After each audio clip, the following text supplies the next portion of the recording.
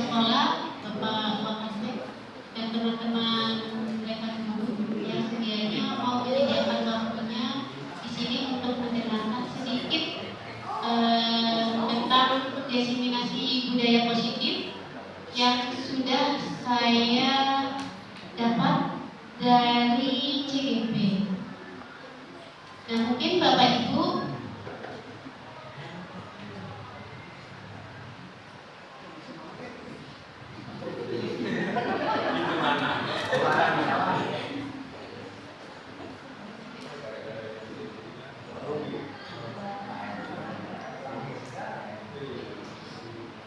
Bapak Ibu, sedikit saya akan menyampaikan tentang diseminasi positif. Nah, di sini adalah salah satu tugas yang harus ditempuh. Modul 1.4. Ya. Oke, kita langsung saja ya Bapak Ibu. Nah, di sini berkaitan dengan budaya positif, kita akan berkaitan langsung dengan yang namanya perubahan paradigma. Nah, di sini ada taman menghafal. Kegiatan keparangan. Di sini ada A dan B, Anda dan teman Anda. Sobeklah secari kertas tulisan benda atau sesuatu yang sangat berharga untuk Anda. Letakkan di salah satu tangan Anda dan genggam berharga untuk Anda.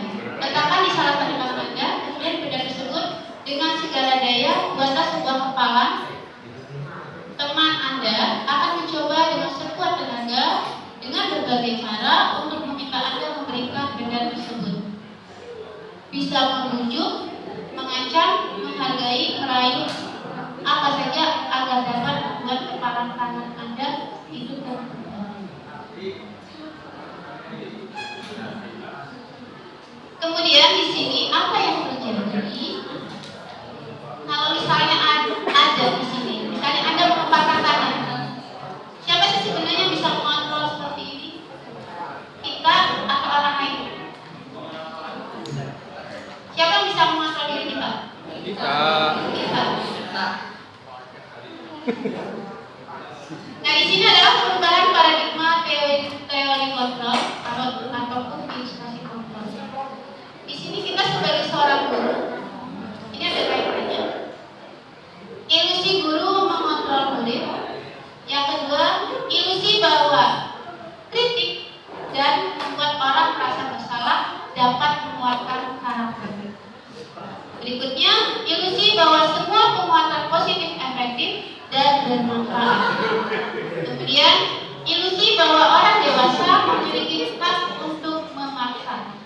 Ini adalah perubahan paradigmanya. Gimana?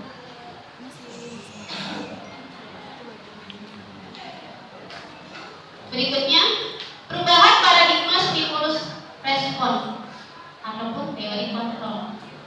Nah, di sini ada stimulus respon dan teori kontrol.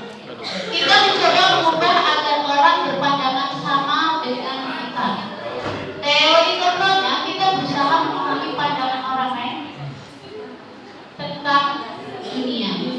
Kemudian perilaku buruk dilihat sebagai suatu kesalahan. Teori kontrolnya, semua perilaku memiliki tujuan. Yang ketiga, orang lain bisa mengontrol saya. Hanya saya yang bisa mengontrol diri Anda. Kemudian, saya bisa mengontrol orang lain. Saya bisa mengontrol orang lain. Stimulus responnya. Teori kontrolnya, Anda tidak bisa mengontrol orang lain. Kira-kira bisa nggak Bapak Ibu mengontrol orang lain? Bisa nggak? Bisa ya? Bisa. Oke, nanti kita akan lihat pada slide berikutnya. Kemudian pemaksaan pada saat rujukan gagal. Itu stimulusnya. Kemudian kolaborasi dan konsensus menciptakan pilihan-pilihan baru. Dan yang terakhir, model berpikir menang atau kalah. Kemudian model berpikir menang. Itu teori kontrolnya.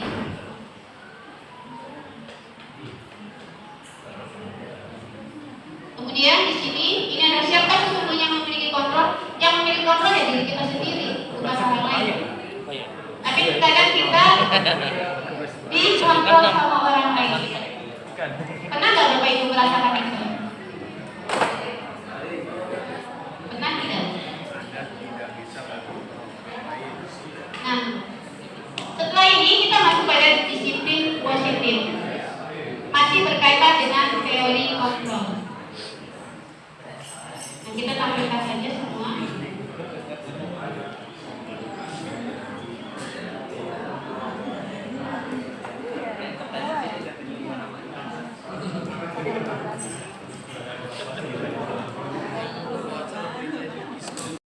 Baik, berikutnya adalah disiplin positif.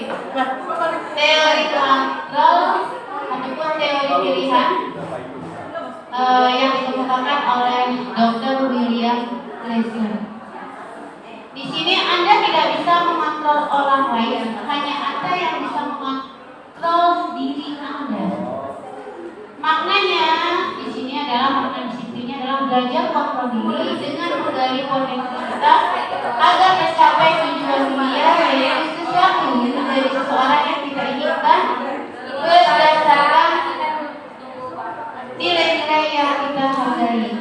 Kemudian semua perilaku memiliki tujuan.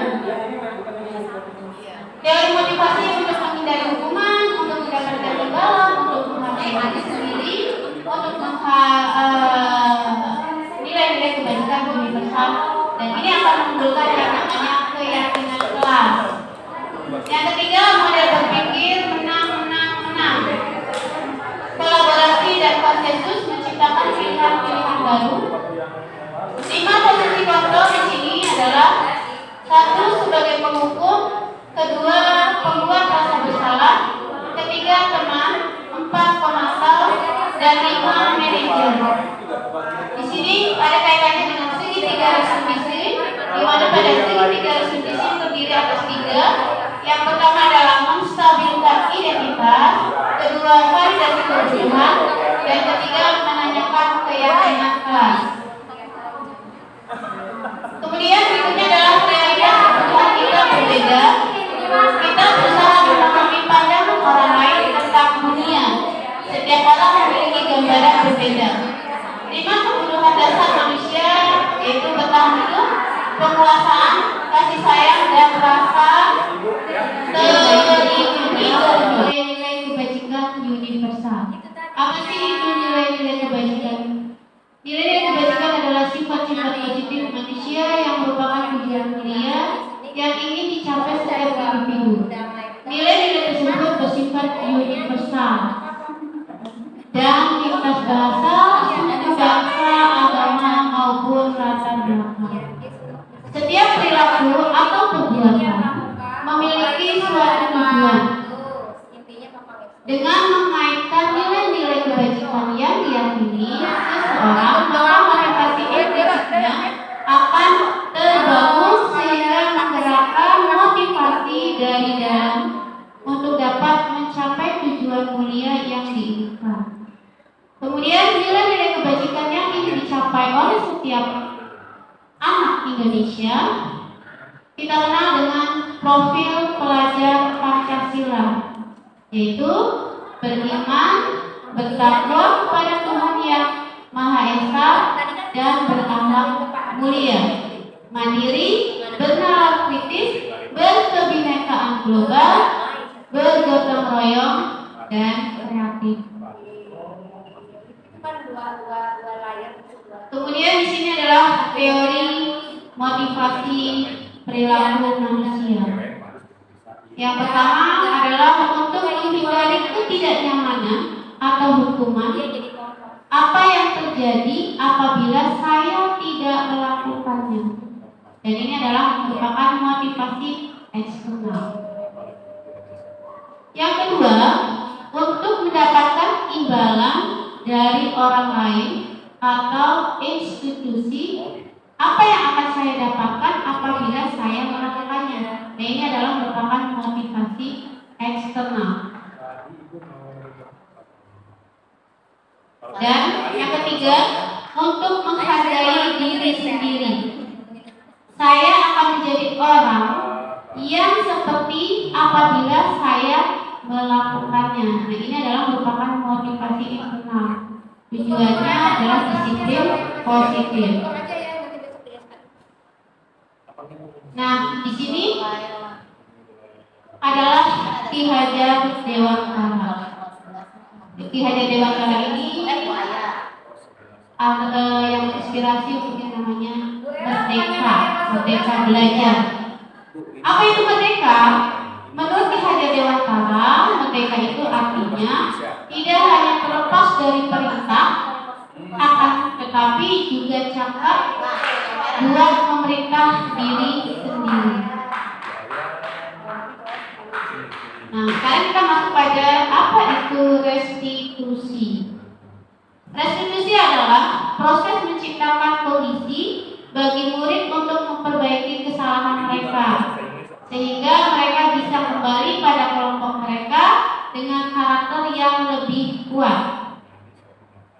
Restitusi juga merupakan proses kolaboratif yang mengajarkan murid untuk mencari solusi untuk masalah mereka dan membantu murid berpikir tentang orang seperti apa yang mereka inginkan menjadi mulia.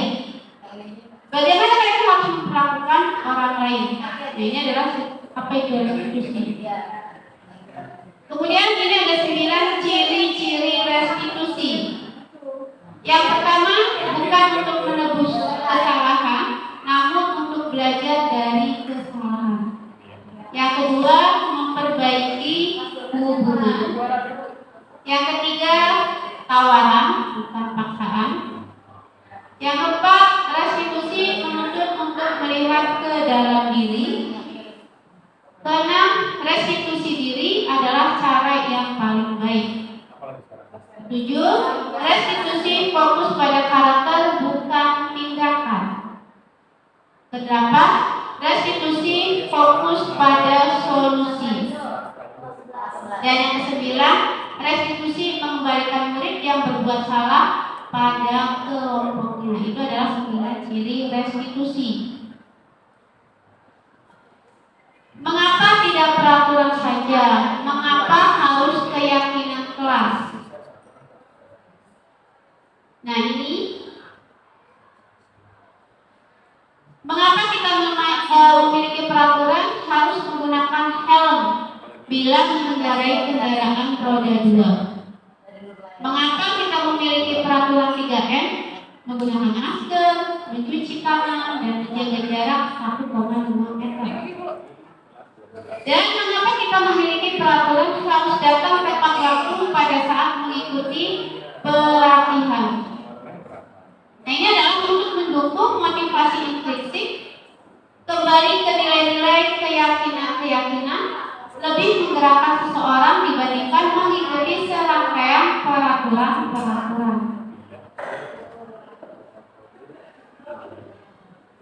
Nah, di sini peraturan kelas. Dari peraturan kelas akan menimbulkan yang namanya keyakinan kelas, kemudian lingkungan positif, dan akan menimbulkan yang tadi namanya budaya positif. Nah, di sini bedanya peraturan dan keyakinan kelas. Kalau peraturan itu selalu, contohnya nih, selalu kembalikan buku ke tempatnya, itu adalah peraturan. Nah, keyakinan kelasnya adalah tanggung jawab. Dilarang membantu orang lain, keyakinan kelasnya adalah menghormati orang lain. Kemudian hadir di sekolah 15 menit sebelum pembelajaran dimulai. Keyakinan kelasnya adalah menghormati orang lain ataupun berkomitmen. Dilarang melakukan kekerasan. Di sini adalah keselamatan, menghormati orang lain. Dilarang menggunakan narkoba. Di sini adalah kesehatan. Bergantian atau menunggu giliran, menghormati orang lain ataupun bersabar. Gunakan masker. Nah, ini kalau masa pandemi ya, kesehatan dan keselamatan. Kemudian jangan berisik berlari di kelas atau koridor. Ini adalah keselamatan ataupun keamanan. Nah, ini Bapak Ibu guru. Ini ada tindakan guru, ini termasuk hukuman atau konsekuensi. mencatat 100 kali di dalam buku kalimat saya tidak terlambat lagi karena terlambat ke sekolah. Nah, ini merupakan konsekuensi ataupun hukuman. Coba kita lihat jawabannya. Ini adalah hukuman. Ya. Kemudian yang kedua, lari mengelilingi lapangan basket 2 kali karena terlambat hadir di sekolah. Ini hukuman atau konsekuensi? Ya, ini adalah hukuman lagi. Ketiga, murid diminta untuk push up 15 kali karena tidak menggunakan masker ke sekolah. Ini adalah merupakan hukuman ya, Bapak Ibu. Kemudian yang berikutnya, mengganti kertas tugas teman yang dicoret-coret. Itu namanya konsekuensi karena tidak maksudnya dia mencoret-coret kemudian memberikan membersihkan kertas air di meja tulis karena tersenggol pada saat belajar. Nah, ini adalah konsekuensi karena itu imbas dari kesalahan. Kemudian murid disuruh untuk menggunakan sepatu seharian di sekolah karena tidak menggunakan sepatu hitam. Nah, ini adalah merupakan hukuman. Jadi Bapak Ibu harus tahu hukuman atau konsekuensi. Oke. Nah, berikutnya ini adalah lari mengelilingi lapangan basket 2 kali karena terlambat 10 menit untuk pelajaran PJOK. Ini adalah konsekuensi ya.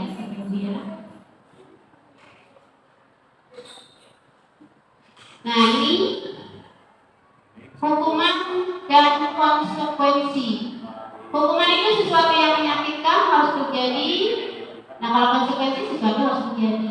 Hukuman membuat anak sakit fisik maupun hati untuk jangka waktu lama, membuat anak merasa tidak nyaman dalam jangka waktu pendek. Anak membenci kedisiplinan, anak menghargai disiplin. Paksaan, stimulus tanggapan, mendorong anak menyakiti diri sendiri, mendorong anak-anak agar mudah menyesuaikan diri. Konsep diri yang buruk, konsep diri yang baik. Anak belajar untuk menyembunyikan kesalahan, anak belajar untuk mematuhi peraturan, marah, rasa bersalah, dikembalikan merasa tak dihargai, kehilangan hak jika tidak.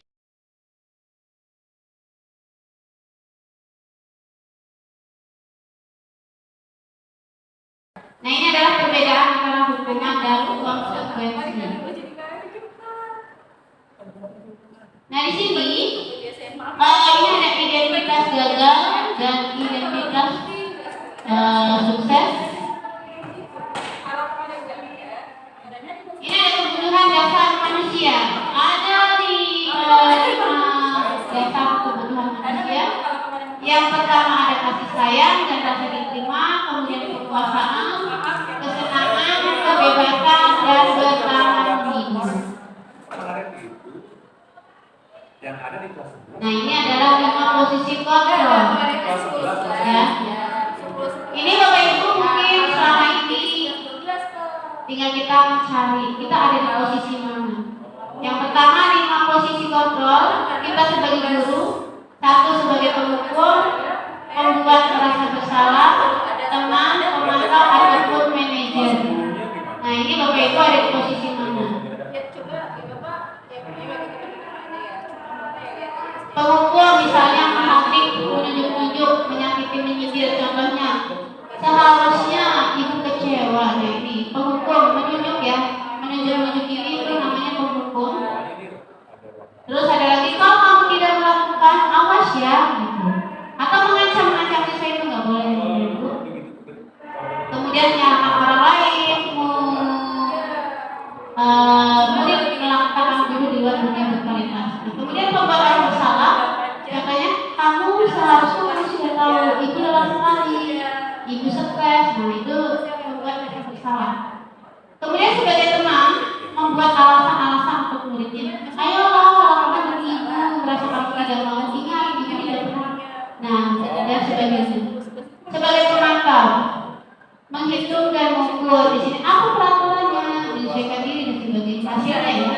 Guru berkata hasilnya. Kemudian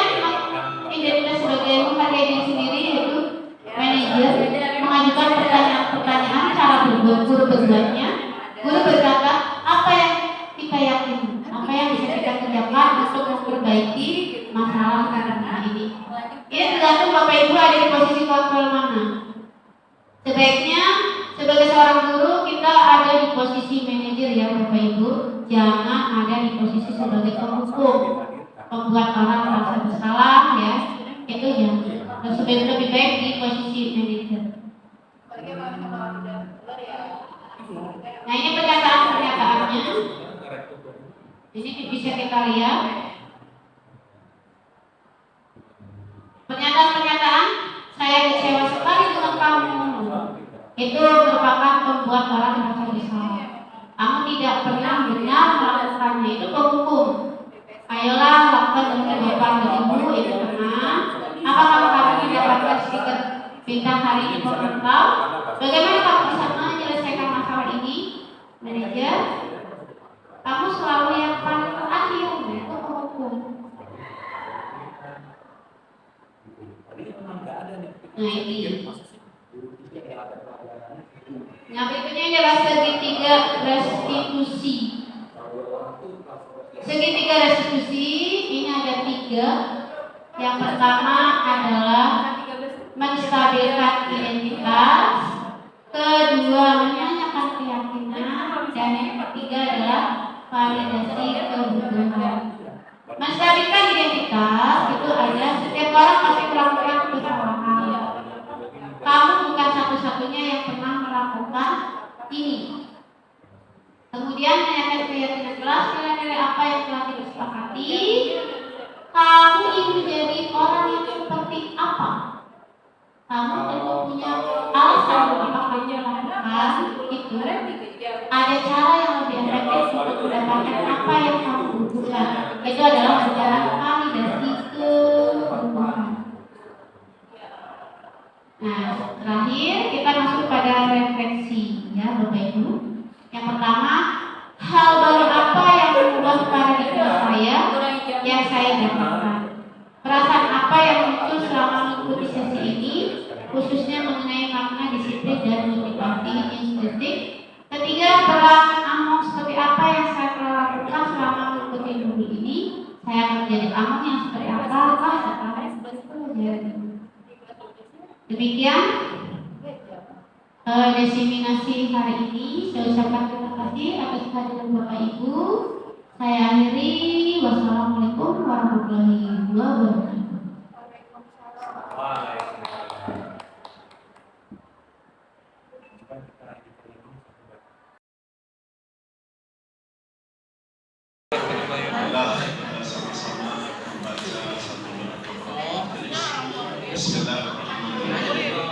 Subhanakallahumma wa bihamdika asyhadu an la ilaha illa anta asyhadu an la ilaha illa anta astaghfiruka wa atubu ilaik.